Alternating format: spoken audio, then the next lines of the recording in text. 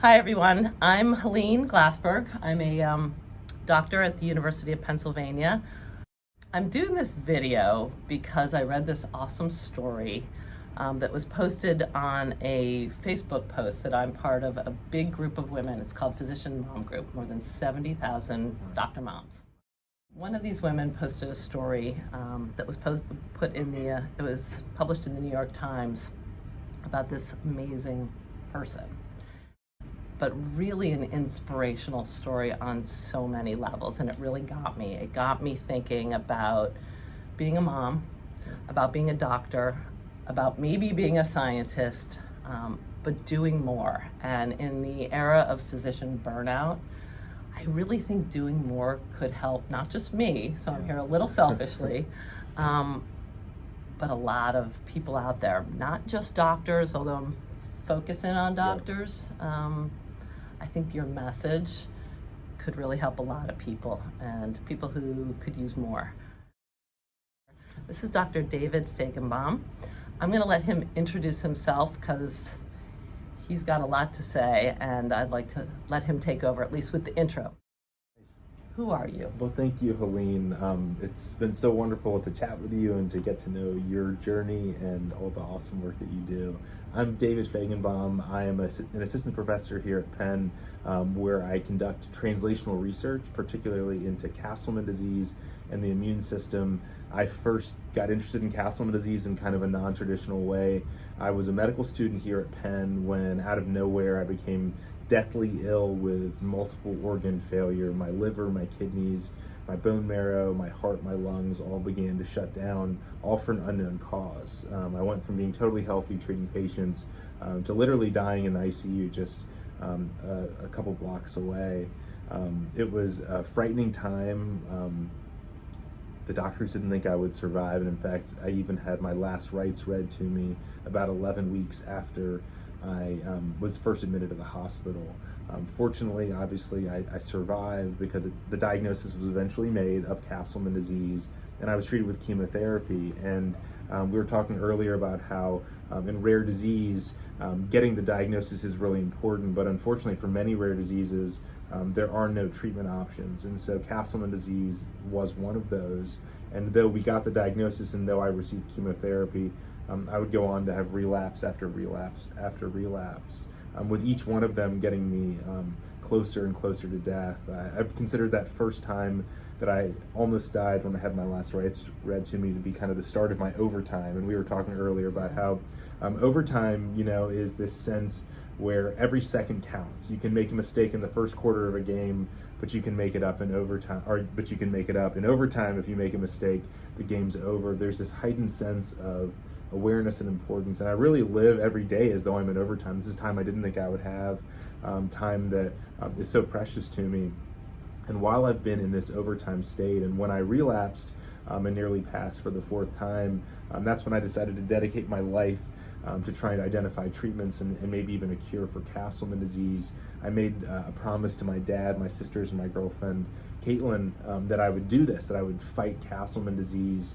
But I don't think I really thought that we could actually make the progress that we've been able to. I just knew that if I only hoped and I didn't take action, that others were not going to be able to make progress in time to save my life and the thousands of other people with Castleman disease, and that if I was going to hope for a cure, hope for treatment, that I really would need to turn my hope into action. So you say hope a couple times in that last sentence, and I read David's book, and you all should too, Chasing My Cure, and hope is a common thread in this, and it got me in a couple of ways. And as I mentioned to you before we started videoing, when you started out early in your story, your hope was one of passive recipient, almost a negative connotation. I hope God fixes this. I hope Santa brings me the cure. That's right. And I kept thinking to myself, geez, we doctors, we do this to people too. Hope is supposed to sound like a positive word, but it's sort of negative in the sense that it sounds like a hopeless word. Let's hope this works. And I read that early part of the book and thought, but he ends up doing more. And then later, after a couple of going at it with death, you say, I'm done hoping. Yeah. There's a line in the book, am I saying it right? I think that's right, yeah. I'm done with hope. Yes. I'm done with hope. And he's not actually done with hope. He just changes the definition for himself. And I love this because he turns hope into this passive recipient thing into hope, do it. Exactly. And this concept of do it, and maybe I should make you pull out that thing in your wallet, because absolutely. It's kind of cool that it's something from your mom's wallet, and you'll have to read the book again to get the details of this. But I think you should read that to me, because that's what hope is. And I think you actually had that within you all along.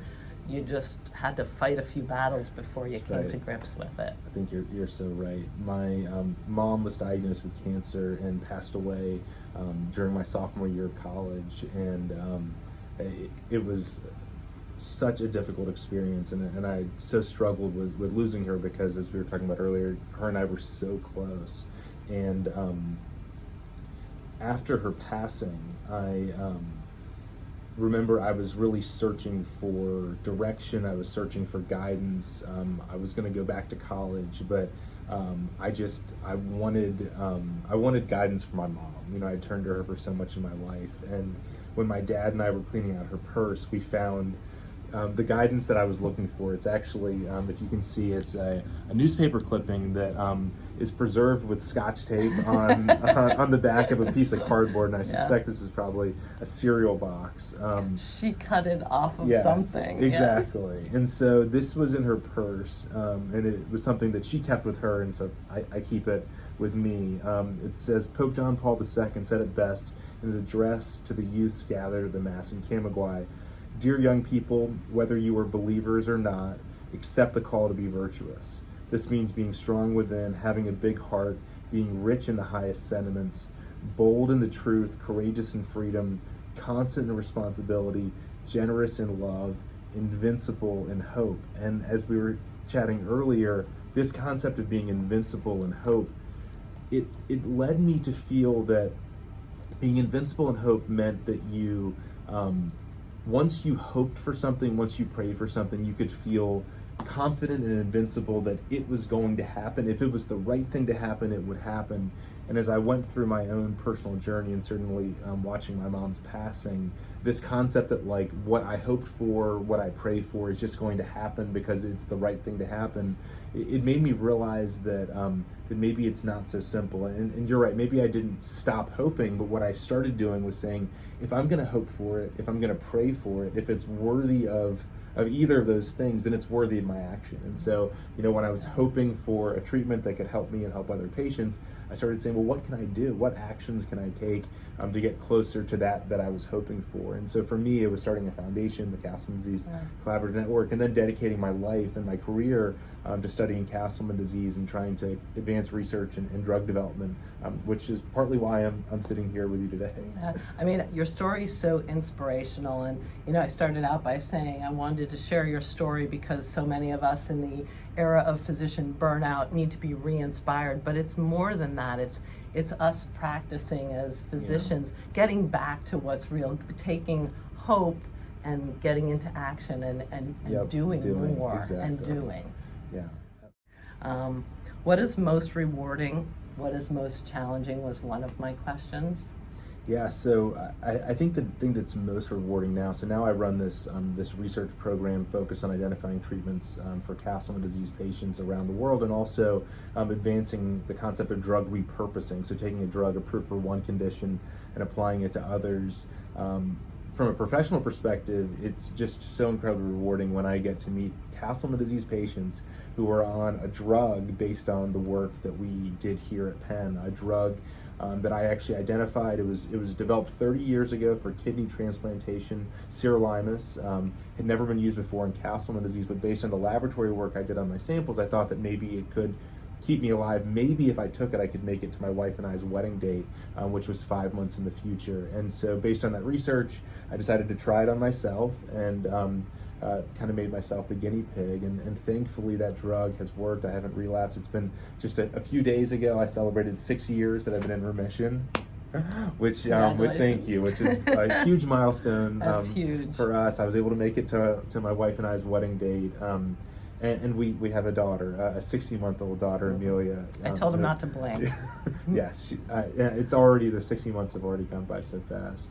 So for me, professionally, hearing about other patients who are on this drug is so rewarding. Hearing about other patients who are getting diagnosed more quickly than me. I mentioned that it was the last moment that I was diagnosed at 11 weeks. If it had been any longer, I wouldn't have survived. Those are so rewarding. And then spending time with my family. I talked earlier about overtime and how in overtime every second counts. And for me, it's just really made me focus on time with my little one, with my wife, and time doing my work. And so, I try to focus on those things that are so important to me. And then the other question was, what's the most challenging? Mm-hmm. I think that probably the most challenging thing I've faced is knowing that there are so many rare diseases out there with so few treatments. So there's 7,000 rare diseases that affect 30 million Americans. 1 in 10 Americans has a rare disease, which means that most everyone watching this either has a rare disease or has someone in their close family or friend network with a rare disease. When you think about something that affects 1 in 10 Americans and the fact that 95% do not have a single FDA-approved therapy, it just breaks your heart to think about all those patients who were in the same position that I was in when I was first diagnosed, and there were no options, and they tried chemotherapy just to try something. Thankfully, it saved my life, but unfortunately for most diseases, most rare diseases, there isn't kind of a last-ditch effort like chemo. And so the biggest challenge I think that I face is trying to figure out how do we take what's worked for us in Castleman disease and how do we make it scalable to help many other rare diseases. And I think probably the biggest principle that I've been pushing quite a bit, I mentioned earlier, is this concept of drug repurposing. So there are 1,500 drugs that are approved for at least one condition, and there are 7,000 diseases without anything approved. How many of those 1,500 drugs approved for one thing could actually be treatments for other conditions, the way that sirolimus is saving my life? And I think that it's not going to happen if we just hope that someone's going to figure it out, and just because the reality is these drugs have been out for a long time and no one's figured out a drug approved for one condition for another yet. So we can't just hope that the connections are going to be made. We need to turn our hope into action. And so that's working with the federal government, it's working with pharmaceutical companies, it's working with other rare disease researchers to say, let's not just think about new drug development. It's not, we need to do new drug development for sure, but let's not just look ahead of us. Let's actually look in our rearview mirror, what's already approved that might actually help us today. You just answered my next question, which was, what is translational medicine to you? And you kind of just answered it, but just to sort of recap something that I took away was all you do all day is research this stuff. And yet what you told me was there's nothing that brings me more satisfaction, more happiness than meeting a Castleman disease patient. You're right. And that's what I need to take away. We said earlier to each other, it's very hard when you come out of medical school or come out of residency to find your way, and many of us dabble in research and dabble in the clinic, and in medicine there is no dabbling, or we shouldn't dabble. We should be dedicated, and I love your dedication to research, but you connect the dots for me. So as the clinician on this other end, saying I love to see the Castleman patient doing well with what I've come up with, I need to remember that when I'm sitting in the office there, that there's a guy in here in this office doing this, and it inspires me. It really inspires me. So you've answered my buzzword. That's buzzword in academic medicine is translational medicine. I'm sitting with the definition. Thank you. I have 2 more questions, and you could say whatever else you want. Sure. You are an intense guy all the way through this book. Right. So if you read the book, he started out this way. I mean, his intensity to play football is phenomenal. So I think you were this intense guy. Yes. Caitlin almost didn't have a go with you because your intensity had you channeled in a lot of other directions. Have you found balance? Balance. I think balance is probably, maybe it's just me, but I think it's something that all of us struggle with. when we have so many things that we care about and that we're passionate about, how do you break up your time and how do you make sure that you divide it in the right way? And so I think that, well, not I think, I know that I have found more balance than I have in my younger days, going through the things that I went through, having my last rites read to me, seeing the people around my bed. It's not something as a 25-year-old or at any age that you want to go through, but when you lay in a bed and you see the people who are around you and you go through the experience of preparing to pass and you reflect on these sort of things, you learn lessons about life that you really can't learn unless you are there or you talk to someone who's gone through it. Lessons that especially just the appreciation for the people in your life that you care about. I mean, at the end of your time, you will have potentially a moment where those people are there with you, and there's nothing more powerful, or also in my case certainly it was so sad and scary, but to be able to survive something like that and to then be able to look back and say, what were those things that in my last hours that I thought I had, what was I thinking about? Yeah. Who did I want to be with? And if in your last hours, you want to be with someone, or you are thinking about something, then when it's not your last hours, or at least when you don't think is your last hours, you should make sure that you spend your time doing that, because you don't want to wait until it's too late. And so I certainly, going through that 5 times has led me to make those sort of decisions, to spend the extra time with Caitlin, to spend the extra time with Amelia, because like you said, time goes so quickly. Yeah. So I take a couple of things from that. One is that make every minute count. Yes. Make every minute count. And initially I wanted to chat with you to remind doctors, these mom doctors that are always struggling with work-life balance, to find the balance, get home in time, and spend the 5 minutes. But also when you're not there, do something meaningful. So even when you weren't with your family or what you were thinking about, you make it count. Yes. Seems to me you make every minute of your day. You're not in a race to get home because you know what you're doing here counts. That's right. And that to me is balance. So I used to stress when my daughter was younger, I used to stress that I was getting home late, and gosh, I'm going to be the mom that doesn't show up for the after school thing. But the reward would be if she would say, my mom's late because she's a doctor. So I think realizing that you're making every minute important, it doesn't have to be physical all the time. Right. However, when I met David and I introduced myself and I got his ear for as long as I could at this Christmas party, at the holiday party for our Department of Medicine, he said, I gotta run. And I said, oh, you do? Why? And he pulled out his phone and he showed me this beautiful little girl. So you do find balance in the physical too. That's right. Thank you. All right, here's my last question, and then you should say whatever. Sure. The lessons you want to share with me, the lessons that I think are in the book, but what are your big lessons from your whole journey? What lessons do you got for us? So, I shared earlier that going through these 5 life-threatening experiences and near-death experiences taught me so much about life, lessons that I wish I didn't have to go through all of those experiences to learn.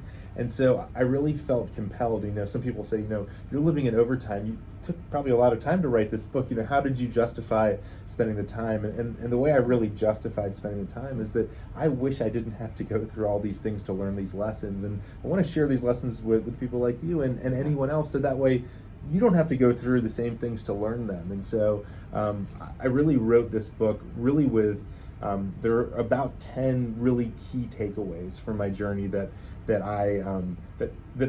really led me to write it in the first place. But I'll share maybe my top 5 favorite ones. So we've talked about a couple of these today. The first is this concept of overtime. I feel like I'm in overtime because I had my last rites read to me. But what I learned is that we're really all in overtime. All of us need to make the most of every moment. Whether we've had our last rites read to us or not, none of us know how much time we have, and we really have to make the most of every second. The second is the concept of turning hope into action. That it shouldn't be that we stop hoping and we start doing. It should be that we continue to hope, but we reflect on what are we hoping for, and then we use that to drive our actions. The third is something that that you and I spoke about a bit earlier, and that's the power of humor and positivity in the midst of really tough times. This comes up a number of times in the book, but there are times where I was bald, I had 70 pounds of fluid because of organ failure, I felt awful, and you would think in a situation like that, the last thing that you would want to do or be able to do is laugh. But actually, there were times where that was what helped me to get through some really tough times. As you know, at one point I was confused as a drunk gentleman on New Year's Eve in the hospital thought that I was my dad's pregnant wife, and that we were walking around the hospital to deliver our child, which was a low point emotionally. But we laughed so hard, and that was really key. I think finding humor in the midst of really tough times is so critical. The fourth is that sometimes solutions can be hiding in plain sight, whether it's in clinical medicine or research. This drug that I'm on was FDA approved 30 years ago. It is out there. It was at my neighborhood pharmacy, but no one had ever thought to try it. As clinicians thinking about, what solutions might be hiding in plain sight. A drug that I've used for one condition that might actually be life-saving in another condition. And the last is that the title of the book is Chasing My Cure, which would maybe sound like it's me chasing after this cure by myself and for me only. But that couldn't be farther from the truth. It probably should be chasing our cure for a couple of reasons. One is that it's been an army to do this. It has not been me running by myself. It's been this incredible army of mentors like Dan Rader and Arthur and others who've just been so supportive to me. So it's this army of people chasing after my cure, but it's also an army of people chasing after cures for many other Castleman's patients, and also for patients with other rare diseases. And so just remembering that that each of us can only do one part of these can only play one particular role. If this was me on my own, we would have made maybe 1/1000th of a percentage of the progress that we have, but it's this team that I've been able to be a part of, and I hope that you'll be a part of that team now, and you'll be a part of the Army. I hope you guys will be part of this Castleman's Army to help to raise awareness about Castleman disease, and also help to spread some of these messages and some of these lessons that have really changed the way that I live. And it's been so special to hear from readers like yourself and others about how it's changing how they live. You're awesome. I'm going to be done pretending I'm a journalist and just say, do you have anything to add that I didn't ask you that you'd love to say? I think you hit all of the great questions. I think that the last thing is just this concept of living in overtime, and that just to kind of sign off by saying thanks so much for the time today, and I love the idea that we might be able to share our lessons, our learnings with others as well, and that we might be able to take so much from it. Yes, I hope so. Can I give you a hug? Yes, Thank you. Absolutely. Thank you for being you. Thank you. Thank you. Thanks so much, Helene.